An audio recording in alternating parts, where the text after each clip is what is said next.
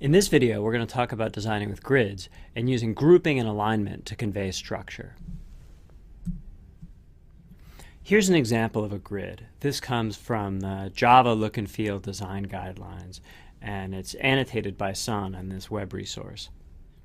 This is a Find dialog box, and what you can see is that all of the elements in the dialog box have been arranged using a grid.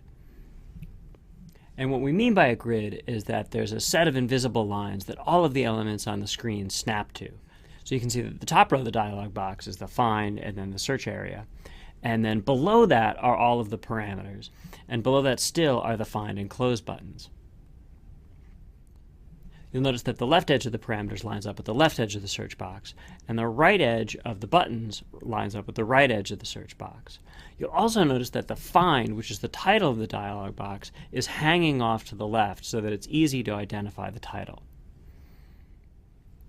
You can see how the most important information is near the top, and how things that are conceptually more related, like the parameters that parameterize the search system, are closer to each other than the buttons, still part of the same dialog box, but a little bit further apart, and so they get more space.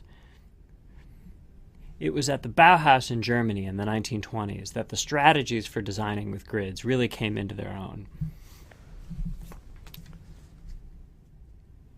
The Bauhaus at the time was a revolutionary design school, and their lead graphic designer, Jan Tschichold, wrote this book called The New Typography to outlay his vision for modern graphic design. It espouses asymmetric typography, sans serif typefaces, and a lot of other things that we come to think of as modernism. One thing that's notable about Tschichold's book on typography is that it reads like a political manifesto. He really had this belief that he was changing what design meant for the world, stripping it of all of its excess, and distilling it down to its bare elements. You may or may not elect to follow those principles. Some of his ideas now seem a little bit reductive or overly didactic or too moralizing, but there's a lot in here that's tremendously useful. And this picture is of me at the Bauhaus in Berlin a couple of summers ago.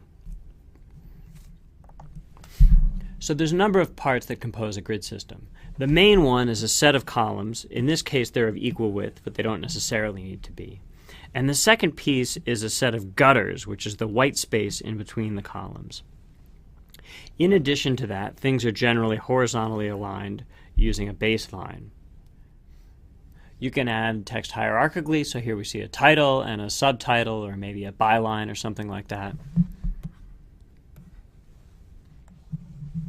And there's no need for the grids to all be of equal width. So here's a mock-up, for example, of a narrow left-hand column that you might use for navigation, and then a wide central column that may have the body article or main content of a page.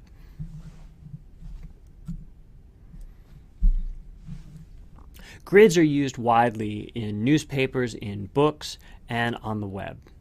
Here's an example of MySpace, which the homepage right now is a strongly gridded design. And you can see a nice combination of pictures and text on this homepage.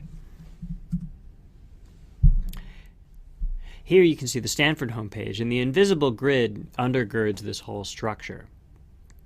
But that doesn't mean that everything is one column wide all the way down. One thing that I like about this page is that different elements punch across multiple columns. And you can also see how this 5-column grid goes across almost the entire page.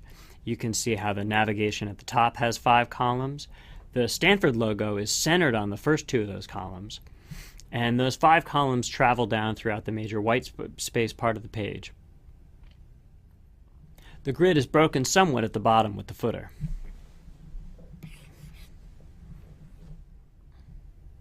Here's the New York Times homepage, where again you can see a 5-column grid for the content with a 6-column for navigation on the left-hand side.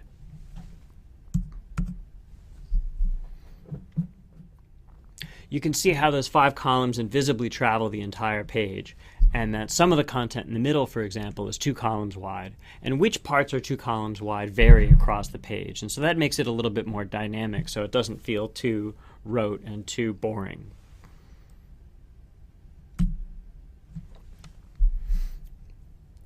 Newspapers have benefited from grid systems and really pushed the envelope on them for a long time. So I saw a couple of screenshots from the New York Times to give you a sense of different ways that they use grids. Here's an example that combines both text and pictures. Here you can see a focus plus context view where the most recent article at the top is biggest and the lower articles down are smaller. Here's an example of a grid on the New York Times homepage that's far below the fold, showing sections and then articles within each section, with a small thumbnail picture for each of the sections. A grid doesn't have to be non-overlapping. You can have different rows of content on a page adhere to different grids. Often they'll have some relationship to each other. So I made a quick mock-up here where we have 6 elements in 2 rows and the grid is staggered. When you have content that comes in multiple pieces, for example, titles of classes and course numbers, how should you organize them so that they work well together and are easy to read? I'm surprised by how frequently books will take some content like this and put these dots or somehow others separate the 2 pieces. It's obviously not impossible to read, but I think we can do better. Here's an example where we have right-aligned the smaller element, which could be page numbers or course numbers or a date or something like that.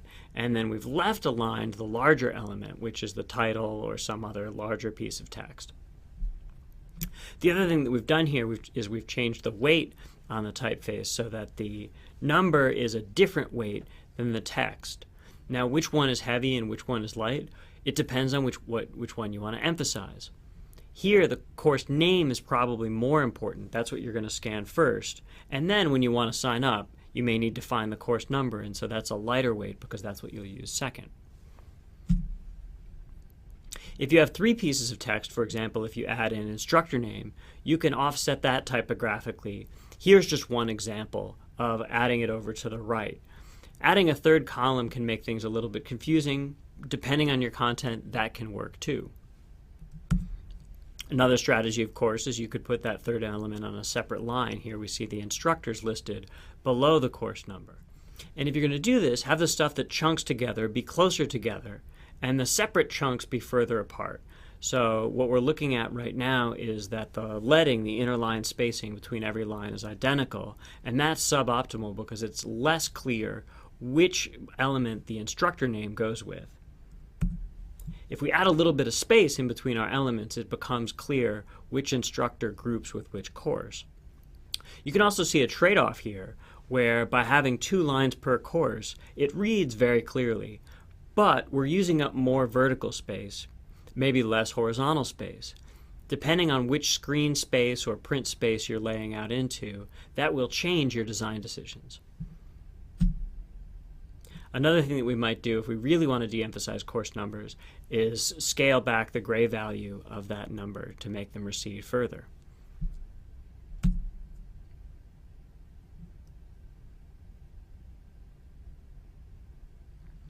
One quick tip is when you're creating systems like this, make sure to work with the longest block of text first. It can be easy to design for a short title and then have a grid or alignment system that breaks down when you get to something longer.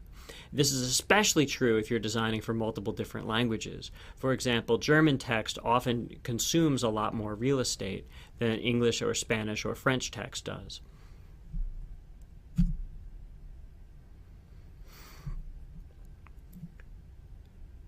We're going to see examples of different alignment styles and when they work in different circumstances in this lecture. In general, a high-order rule of thumb is that for left-to-right reading languages, left-aligned text is the fastest for skimming.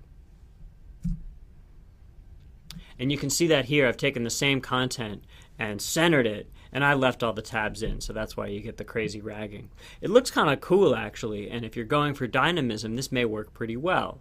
However, if you wanted to be able to quickly scan things, this will be a little bit slower than if everything is aligned. Here's an example of one common design strategy where everything is centered. And you can, of course, get the information off this page that you need to. But the centering makes it hard to scan for the things that you need. Also, there's a lot of chart junk on this page, so the boxes around the overview and the publications are pretty unnecessary and make it slower for your eye to get to the things that you need to. If this page were designed using a grid and the chart junk eliminated, then the content itself would move to the fore more strongly. So to sum up, using alignment well helps guide your eye and reduce clutter. Avoid slight misalignments because they undermine your ability to beacon the organization. We automatically notice patterns and also deviations from them, and so use patterns when you want to convey consistency, and deviate from them only when you intentionally want to distinguish that content. If your deviation from the pattern is accidental or laziness, it'll leap out to the eye and distract from the message that you're trying to get across. And you can use visual proximity, keeping chunks close together and self-contained, and separating chunks further apart to distinguish what the elements are. And you can use scale and hierarchy, making the important things bigger and the less important things smaller or scaled back in color as a way of emphasizing what the more and less important parts of the page are.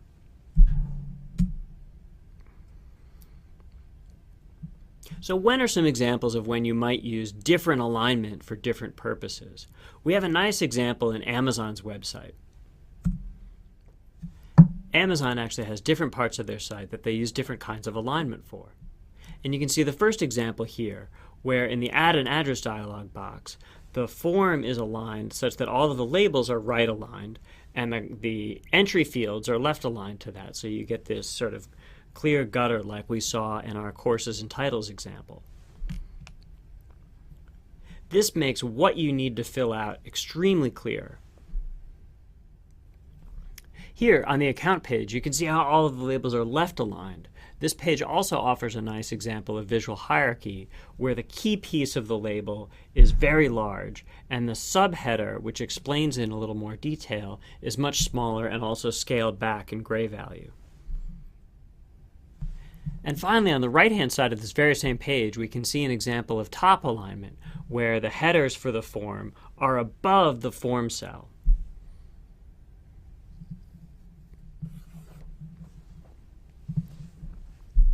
And this diversity is not because 3 different Amazon designers made 3 different parts and they never coordinated, or at least I assume that's not the case. My hunch is that Amazon decided strategically what the most important part of each element was and how to make clear to the viewer what they should pay attention to. For things that we're familiar with, the headers may be less important than for things that we're unfamiliar with. So for sign-in, the headers need to stick out less, whereas for the aspects of our account, which we may go to less frequently as a page element, we need to have that stick out more. In this introductory course, we won't have a chance to talk much about color, but I wanted to say a little bit here. The first and most important thing to say about color is pay attention to it. And if I can give you one strategy for using color effectively, it's to design in grayscale first. Often people rely on color as a crutch for making visual distinctions in designs, and really you want to use the other tools first. Start out by working with scale and layout as ways of distinguishing elements on the page. Then, once you've used scale and layout as much as you can use luminance as a way of indicating what's more and less important. Luminance is just a fancy word for gray value. So if you're designing in grayscale, that means some stuff is black, some stuff is gray, some stuff is white. And once you've got the best design that you can in grayscale and black and white, then add color as a way of giving an additional redundant coding for salience. To use Amazon as an example again, here's one of their search results pages in grayscale. And you can see how all of the information that you need is clearly set up in terms of the visual layout of the page, what elements are larger, what elements are smaller.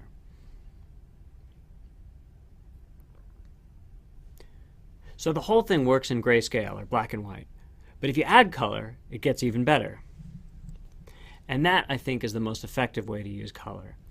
The other thing to say about color that I think is useful is, by and large, don't overdo it. All things equal, fewer colors is generally more powerful and less overwhelming than more. This is obviously going to depend on your taste, and this is obviously going to depend on what you're trying to convey.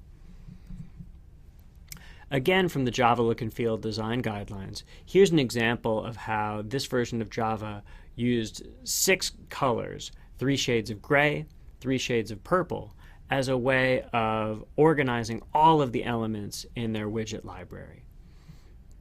One way that they used color is that anything that you could click on was some shade of purple, and anything that you couldn't click on was some shade of gray. And that provides a nice organizing characteristic and gives a sense to the user of what they can do when they see a particular screen. And because color is used so consistently, color means clickable.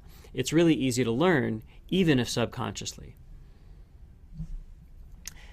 And I'd like to close with this example from a book. Here's the first page of Umberto Eco's book, The Island of the Day Before. And it's a beautifully typeset book. I'd like to point out a couple of things about this book. For starters, there's a quotation from a diary that's at the beginning of the page. That's set off in italics to show that it's different. Then, each chapter begins with a couple of words of text in small caps, and there's a good amount of space above that line of text. And finally, there's a lot of white space around the text in general, and providing white space is important. Books and texts that have a little bit of room around them are easier to read than ones that are jam-packed out to the edges of the margins. That's one reason why you'll see hardcovers have more white space than cheaper paperbacks. In the paperback case, they're trying to save pulp to make it a lower price. But the hardcovers, which they can charge a little bit more for, offer more room and are a little bit easier on the eyes to read. If you're interested in learning more about grids and alignment, there's a lot of great books out there. There's a couple that I recommend. One is Jan Tschichold's classic, The New Typography. Another is Kevin Mullett and Daryl Sano's Designing Visual Interfaces. And a third is Luke Wroblewski's Web Form Design. This is one of the Rosenfeld books, and this whole series is excellent in terms of its HCI.